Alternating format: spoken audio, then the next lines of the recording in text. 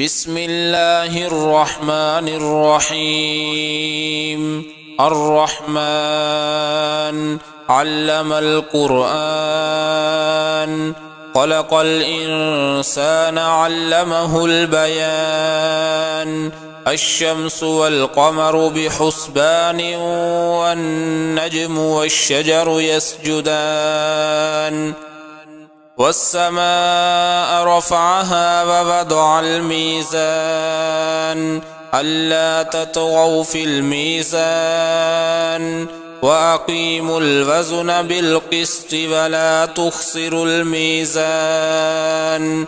والأرض وضعها للأنام، فيها فاكهة والنخل ذات الأكمام، والحب ذو العصف والريحان.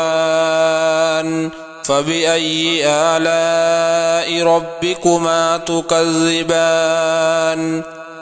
خلق الإنسان من صلصال كالفخار، وخلق الجان من مارج من نار. فبأي آلاء ربكما تكذبان؟ رب المشرقين ورب المغربين، فبأي آلاء ربكما تكذبان؟ مرج البحرين يلتقيان، بينهما برزخ لا يبغيان. فبأي آلاء ربكما تكذبان؟ يخرج منهما اللؤلؤ والمرجان. فبأي آلاء ربكما تكذبان؟ وله الجوار المنشآت في البحر كالأعلام. فبأي آلاء ربكما تكذبان؟ كل من عليها فان، ويبقى وجه ربك ذو الجلال والإكرام. فبأي آلاء ربكما تكذبان؟ يسأله من في السماوات والأرض، كل يوم هو في شأن. فبأي آلاء ربكما تكذبان؟ سنفرغ لكم أيها الثقلان. فبأي آلاء ربكما تكذبان؟ يا معشر الجن والإنس إن استطعتم أن تنفذوا من أقطار السماوات والأرض فانفذوا، لا تنفذون إلا بسلطان. فبأي آلاء ربكما تكذبان؟ يرسل عليكما شواظ من نار ونحاس فلا تنتصران. فبأي آلاء ربكما تكذبان؟ فإذا انشقت السماء فكانت وردة كالدهان. فبأي آلاء ربكما تكذبان؟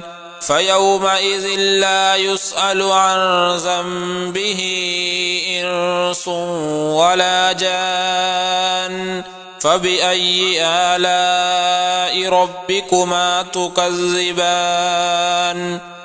يعرف المجرمون بسيماهم فيؤخذ بالنواصي والأقدام. فبأي آلاء ربكما تكذبان؟ هذه جهنم التي يكذب بها المجرمون، يطوفون بينها وبين حميم آن. فبأي آلاء ربكما تكذبان؟ ولمن خاف مقام ربه جنتان، فبأي آلاء ربكما تكذبان ذواتا أفنان فبأي آلاء ربكما تكذبان فيهما عينان تجريان فبأي آلاء ربكما تكذبان فيهما من كل فاكهة زوجان فبأي آلاء ربكما تكذبان متكئين على فرش بطائنها من استبرق وجنى الجنتين دان فبأي آلاء ربكما تكذبان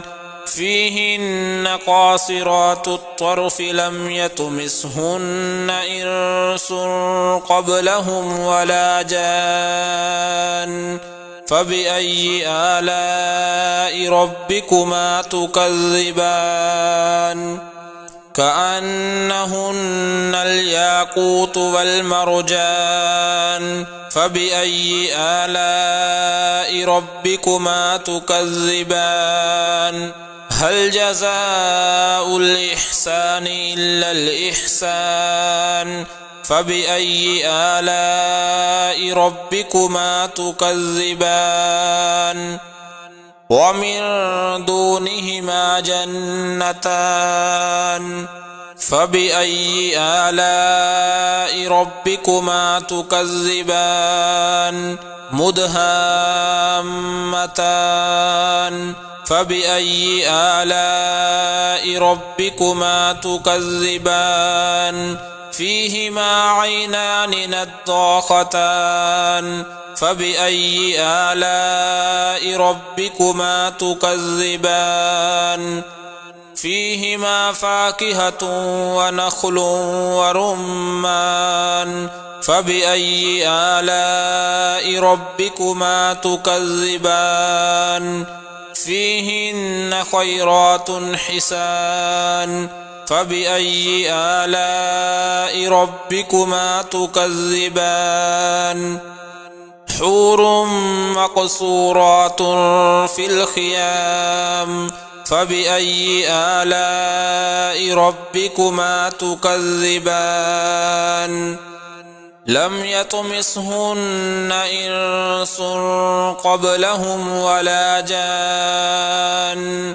فبأي آلاء ربكما تكذبان متكئين على رفرف خضر وعبقري حسان فبأي آلاء ربكما تكذبان تبارك اسم ربك ذي الجلال والإكرام